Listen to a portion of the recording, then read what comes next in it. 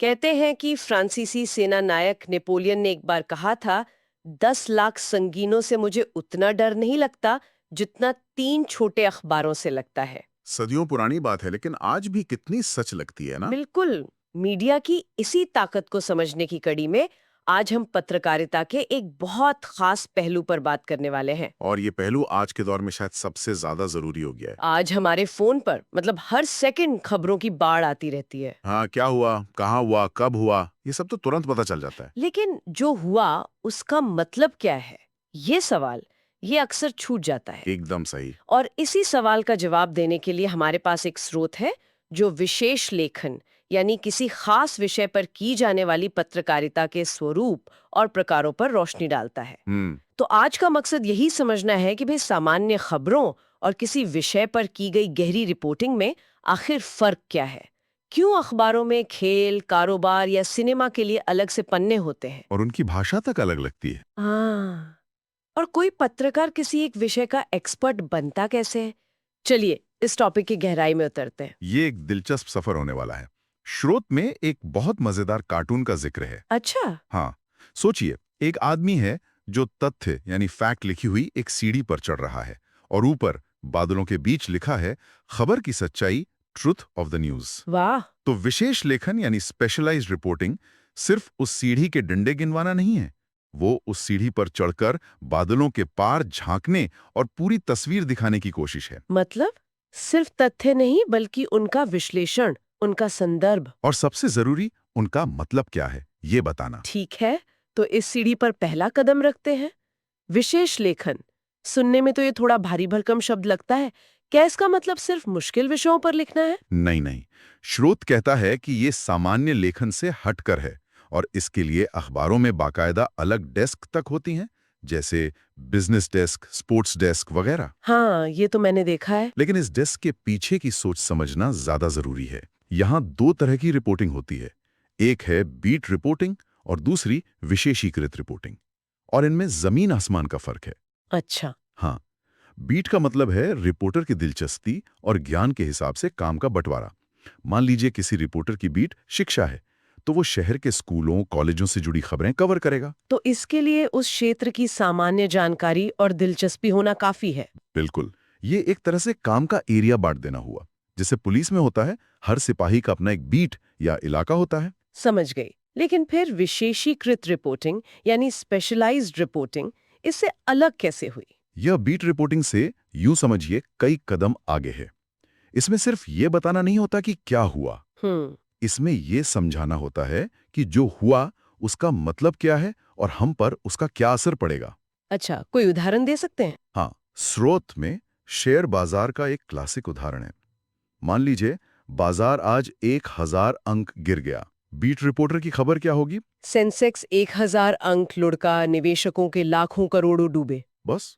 लेकिन एक विशेष संवाददाता इस क्या से आगे बढ़कर क्यों का जवाब देगा। वो विश्लेषण करेगा कि ये गिरावट क्यों आई। क्या अमेरिका में ब्याज दरें बढ़ने की वजह से ऐसा हुआ? या क्या किसी खास सेक्टर जैसे आईटी या बैंकिंग में कोई गड़बड़ हुई। एकदम सही। इसका छोटे निवेशकों पर क्या असर होगा? क्या उन्हें पैसा निकाल लेना चाहिए या इंतजार करना चाहिए? वो पूरी तस्वीर को आसान भाषा में समझाएगा। इसीलिए बीच कवर करने वाले को संवाददाता कहते हैं और विशेषीकृत रिपोर्टिंग करने वाले को विशेष संवाददाता का दर्जा मिलता है। बिल्कुल। लेकिन इसमें एक खतरा नहीं है। मतलब क्या विश्लेषण करते करते पत्रकार अपनी राय को खबर में नहीं घोल सकता। विश्लेषण और अटकलबाजी के बीच की लाइन तो बहुत पतली हो सकती है। बहुत अच्छा सवाल है। और यही एक पेशेवर विशेष संवाददाता की सबसे बड़ी पहचान है। उसका विश्लेषण हमेशा तथ्यों और आंकड़ों पर आधारित होता है, हवा हवाई बातों पर नहीं। मतलब वो अपनी राय नहीं देता। नहीं, वो अलग-अलग वजहों और उनके संभावित नतीजों को पाठक के सामने रखता है, ताकि पाठक खुद एक समझदार फैसला ले सके। और हाँ, विशेष लेखन सिर्फ रिपोर्टिंग तक ही सीमित नहीं है। हाँ, ये भी एक जरूरी बात है। बिल्कुल। इसमें उस विषय पर फीचर लिखना, किसी एक्सपर्ट का इंटरव्यू लेना, उस पर एडिटोरियल या कॉलम लिखना, ये सब शामिल है। शर्त बस एक है। शर्त बस एक है, लिखने वाले को उस विषय की गहरी समझ होनी चाहिए। वो कोई पत्रकार भी हो सकता है या उस क्षेत्र का कोई बाहरी विशेषज्ञ भी। जैसे कोई अर्थशास्त्री या रक्षा विशेषज्ञ जब अखबारों के लिए लिखते हैं। एकदम। मुझे हमेशा से ये हैरानी होती थी कि अखबारों में कारोबार वाले पन्ने की भाषा इतनी अलग क्यों होती है। ऐसा लगता था जैसे वे किसी और ही दुनिया की बात कर रहे हों। हाँ हाँ, सही कहा। स्रोत में कुछ मजेदार शीर्षक दिए हैं, सोने में भारी उछाल, चांदी लुढ़की, या आवक बढ़ने से लाल मिर्च की कड़वाहट घटी। और खेल में तो और भी कमाल। हाँ, भारत ने पाकिस्तान को 4 विकेट से पीटा। मलेशिया ने जर्मनी के आगे घुटने टेके। ये हेडलाइन सामान्य खबरों से ज्यादा नाटकीय और आकर्षक लगती है ना? बिल्कुल, क्योंकि हर क्षेत्र की अपनी खास भाषा, अपनी तकनीकी शब्दावली होती है। ये उस दुनिया का क्या कहते हैं, कोड होता है। कारोबार की अपनी भाषा है। तेजड़िया और मंदड़िया। हाँ हाँ, आपने सुना होगा। ये सिर्फ शब्द नहीं है, ये बाजार की सोच को दिखाते हैं। तेजड़िया यानी बुल, जो अपने सींगों से बाजार को ऊपर उछालता है, मतलब उसे उम्मीद है कि कीमतें बढ़ेंगी। और मंदड़िया यानी बेर, जो अपने पंजों से नीचे गिराता है। सही, मतलब उसे मंदी का डर है। इसी तरह मुद्रास्फीति, व्यापार घाटा, एफडीआई जैसे शब्द हैं। तो एक विशेष लेखक के सामने ये दोहरी चुनौती है।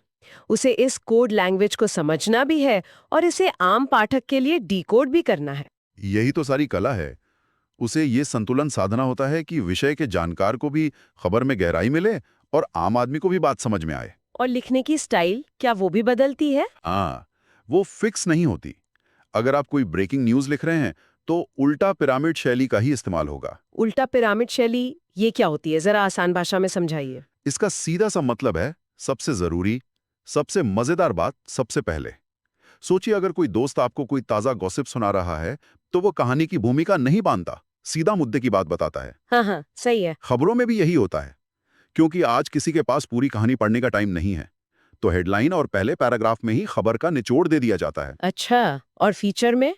लेकिन अगर आप फीचर लिख रहे हैं, तो आपकी शैली कहानी जैसी, यानी कथात्मक हो सकती है। आप किसी व्यक्ति की कहानी से शुरुआत कर सकते हैं, या किसी ताजा खबर से अपनी बात को जोड़ सकते हैं, जिसे पत्रकारिता में न्यूज़ पैग कहते हैं। ये तो हुई भाषा और शैली की बात। लेकिन ये खास भाषा इस्तेमाल कहाँ होती है?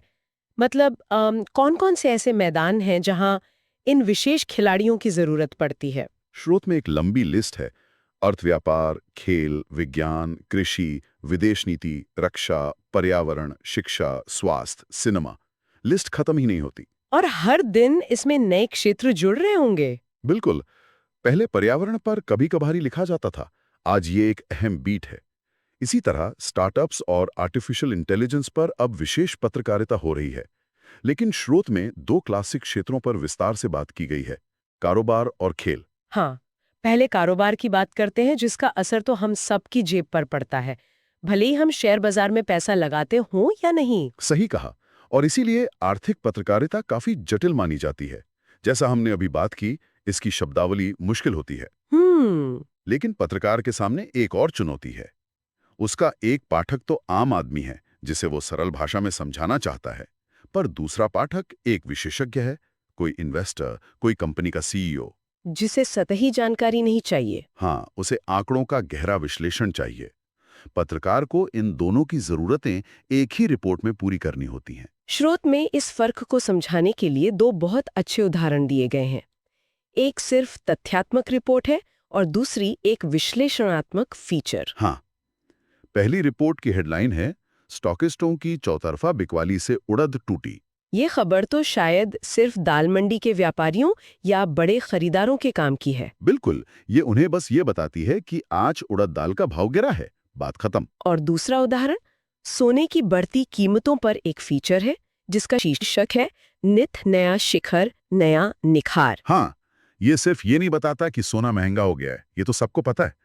ये इसके पीछे की पूरी कहानी बताता है। यही विशेष लेखन है। ये कारण गिनाता है, निवेशकों का शेयर बाजार से भरोसा उठना, भारत और चीन में सोने की औद्योगिक मांग बढ़ना, तेल की कीमतों का बढ़ना। और डॉलर का कमजोर होना। हाँ, और ये सिर्फ कारण नहीं बताता, बल्कि भविष्य के ट्रेंड्स पर भी बात करता है। जैसे कि अब समझदार निवेशक सिर्फ गहनों में नहीं, बल्कि गोल्ड ईटीएफ जैसे नए तरीकों में भी निवेश कर रहे हैं। मतलब ये क्या से आगे बढ़कर क्यों और इसका क्या मतलब है का जवाब देता है। बिल्कुल। अब बात करते हैं खेल की।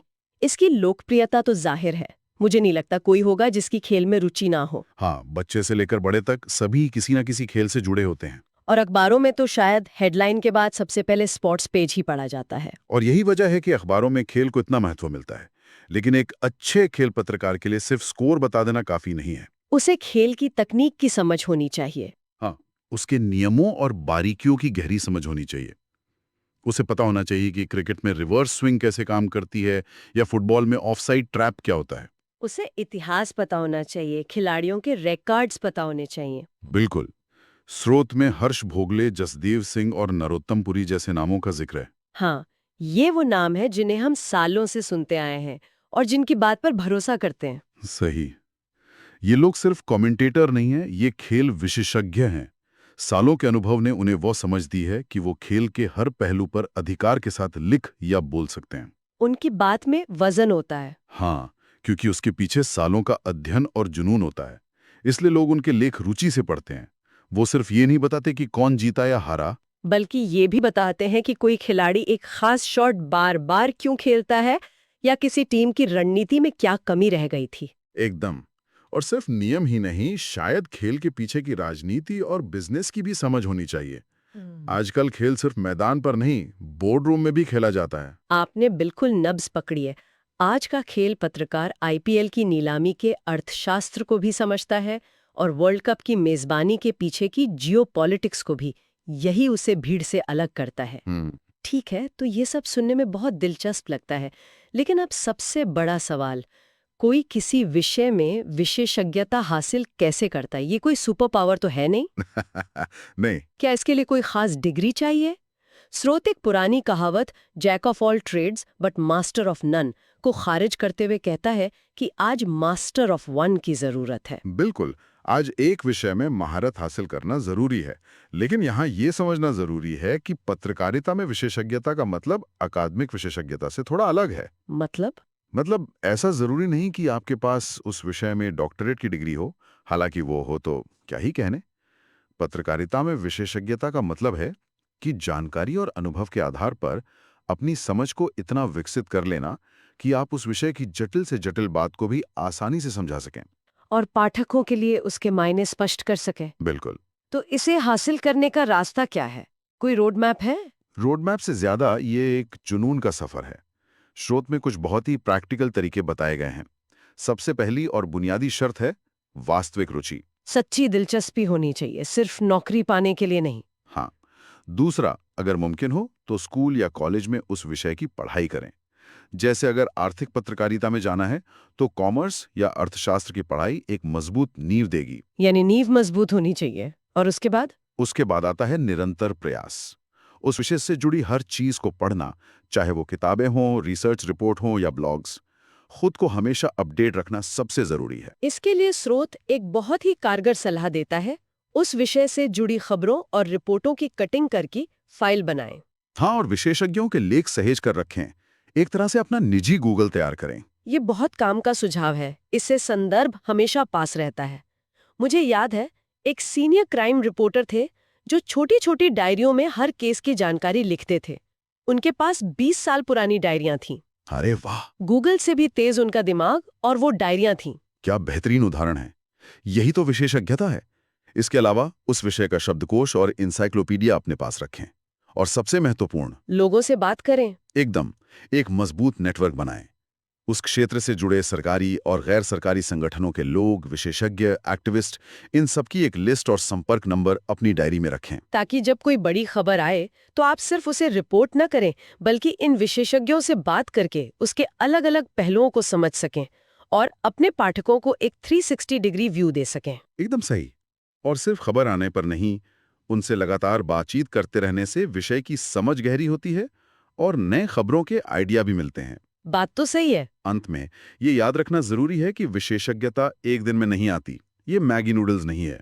ये निरंतर दिलचस्पी, मेहनत और अनुभव का नतीजा है।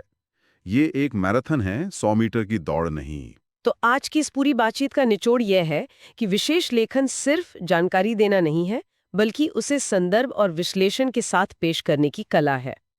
ये उस कार्टून की तरह है जो तथ्यों की सीढ़ी चढ़कर हमें खबर की असल सच्चाई तक पहुंचाने में मदद करती है। बिल्कुल।